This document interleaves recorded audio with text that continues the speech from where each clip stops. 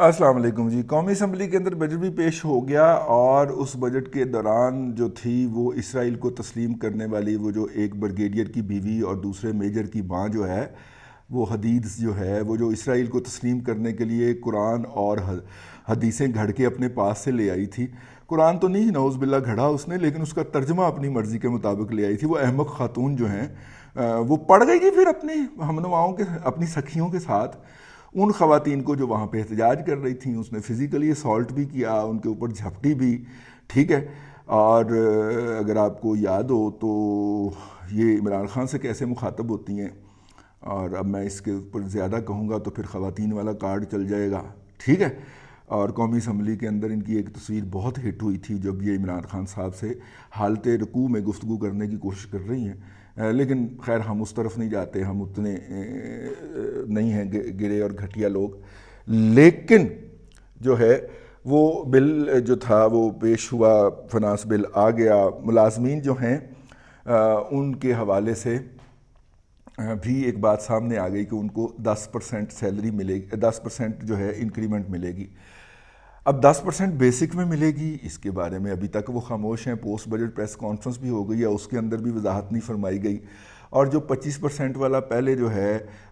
بعض جگہوں پہ بعض منسٹریوں میں جو مہنگائی الاؤنس مل رہا ہے وہ کیا ہے، بہرحال اس کو پھیلا کے 22ویں گریڈ تک کر دیا گیا ہے۔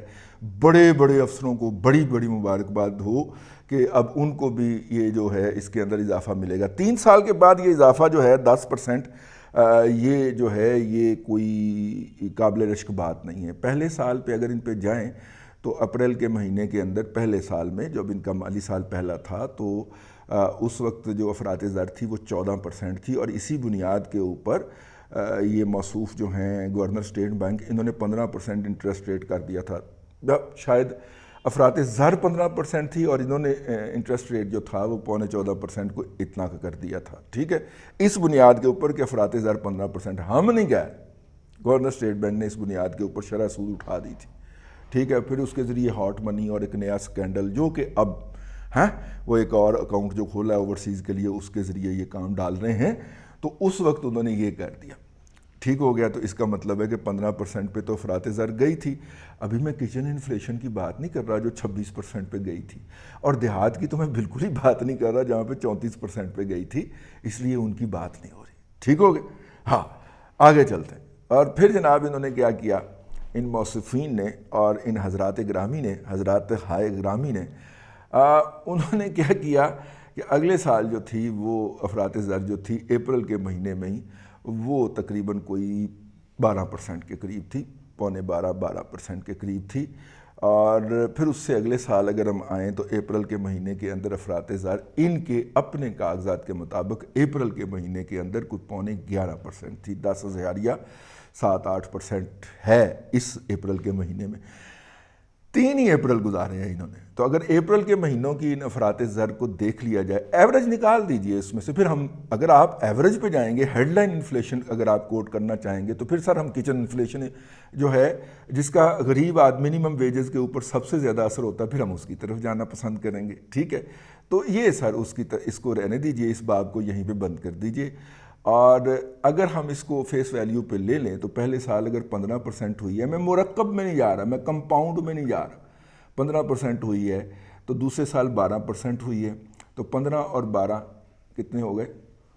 ٹھیک ہے، 27 ہو گئے۔ اور اس کے بعد اس سال بقول ان کے اپریل کے اندر 10.8% یعنی کہ 11 یعنی کہ 38%، 38.25% ہو گئی۔ تو یہ 38.25% تو بنتی تھی نا جی انکریمنٹ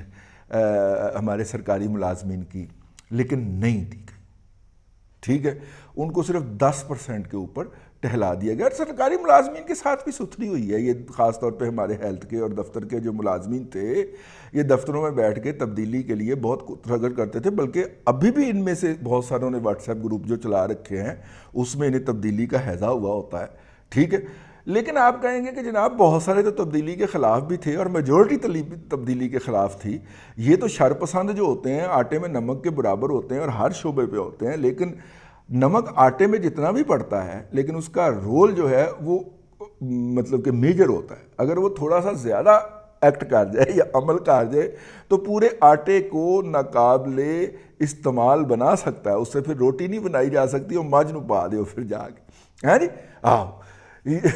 تو اس لیے میرا مطلب یہ ہے کہ اگرچہ یہ ہوتے آٹے میں نمک کے برابر ہی ہیں، لیکن جتنے کہ انہوں نے واٹس ایپ گروپ بنا رکھے ہیں، اور میرے جیسے شریف آدمی کو ہر بندہ جو واٹس ایپ گروپ بناتا ہے وہ پہلے ضرور شامل کرتا ہے۔ کوئی 200-250 واٹس ایپ گروپوں کا تو میں ایڈمن ہی بنا ہوا ہوں، پتہ نہیں کس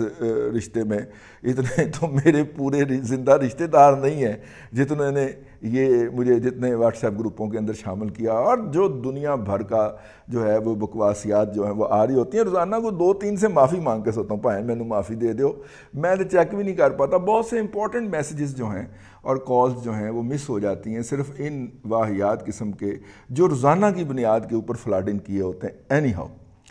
دوسری بات جو ہم کرنا چاہ رہے تھے وہ قرضوں کے حوالے سے تھی، پتہ نہیں پچھلے ویلاگ کے اندر ہم کر نہ گئے ہوں، وہ بڑا اس کے ساتھ ہینڈ ہوا ہے جی۔ یہ لوگوں کو کہتے تھے کہ جی آپ کا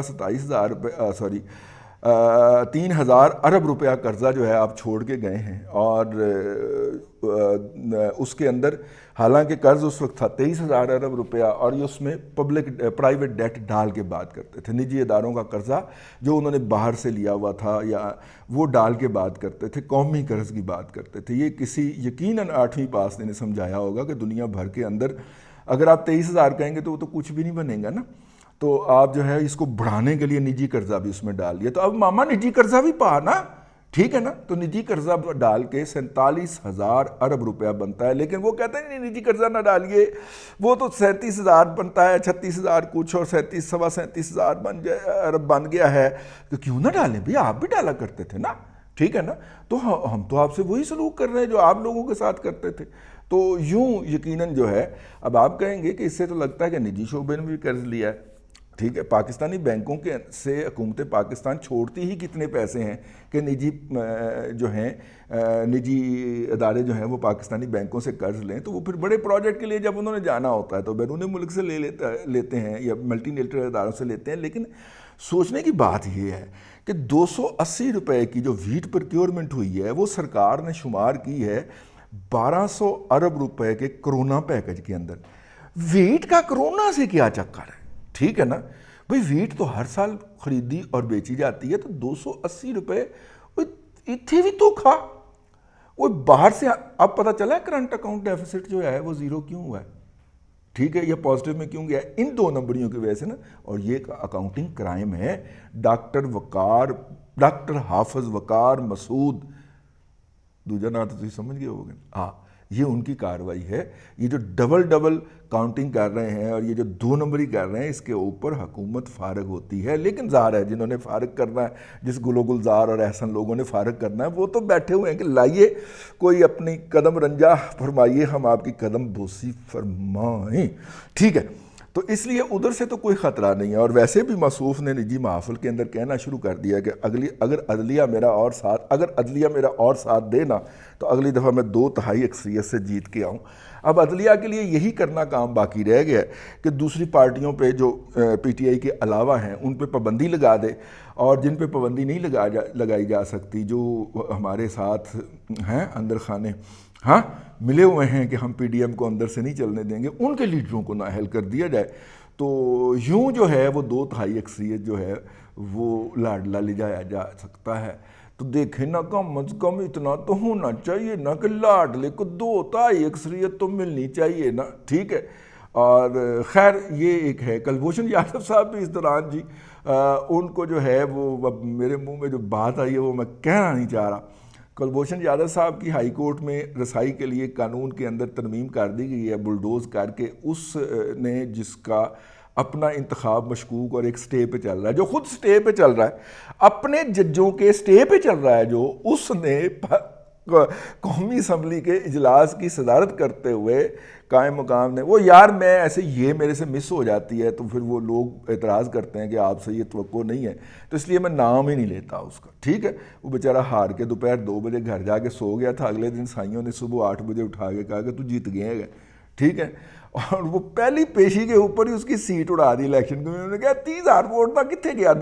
نتائج، مطلب کہ یہ کتنے آئے 30,000 ووٹ، اور 30,000 ووٹوں کا پتہ ہی نہیں لگتا۔ وہ 30,000 ووٹ کسی کی فیکٹری میں بیٹھ کے کسی کی زیر نگرانی کسی نے مورے لگائی ہوں گی نا جی، تو وہ الیکشن کمیشن نے اس کا الیکشن ہی اڑا دیا، تو وہ پھر ہائی کورٹ میں پھر اپنے لوگوں کے سامنے لے جا کے تو اس کے اوپر سٹے لیا گیا، تو اب وہ 5 سال سٹے چلے گا انشاءاللہ، جو کہ ہماری عدلیہ کی سنہری تابندہ روایات بتاتی ہیں کہ جب تک اس کی تاریخ ختم نہیں ہوئی پھر اس کو غیر مؤثر انفرکچوس قرار دے کے تو خارج کر دیا جائے گا۔ تو خیر وہ بھی اپنی جگہ پہ انہوں نے بھی ڈرامہ کیا،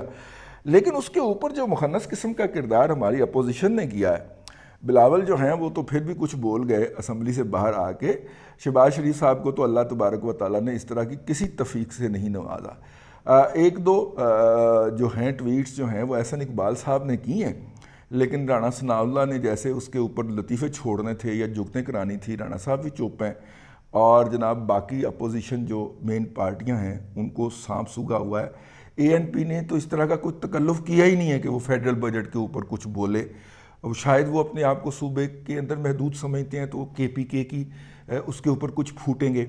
اور باقیوں کی بات جو ہے اس کو کوئی ہم اتنا لیتے نہیں ہیں۔ بلوچ جو ہمارے قائدین ہیں ان کی کوئی بات ہم تک پہنچتی نہیں ہے۔ مولانا فضل الرحمان صاحب نے بہرحال لاہور کے اندر ذرا مطلب کہ کھڑکا دڑکا کیا، اور انہوں نے کہا کہ میں تو طالب علم رہا ہوں بجٹ کا، اور بجٹ جو ہے وہ سبکن پڑھتا رہا ہوں، اور یہ جو کچھ انہوں نے کیا ہے یہ تو بہت ہی مطلب کہ پھر حضرت بہت فضول حرکت ہے، تو ٹھیک ہے، اور بڑی واہیات قسم کی جسے دروغ گوئی ہے۔ تو حضرت نے جو ہے وہ 2-4 فکروں کے اندر بڑے طریقے کے ساتھ جو ہے بڑی مہارت کے ساتھ بجٹ کو سمیٹ دیا ہے، لیکن بجٹ کے تکنیکی محاسن جو ہیں اس کے اوپر وہ جو کراچی کا ہے اسٹاک بروکر کا ملازم، کیا نام ہے یار اس کا، اس جیسے یوتھیے تو بہت سرگرم ہے، ٹھیک ہے، اور مزمل اسلم جیسے یوتھیے جو ہیں وہ بہت سرگرم ہے۔ اللہ آپ کو آسانیاں عطا کرے اور آسانیاں خلق خدا میں تقسیم کرنے کی توفیق عطا کرے۔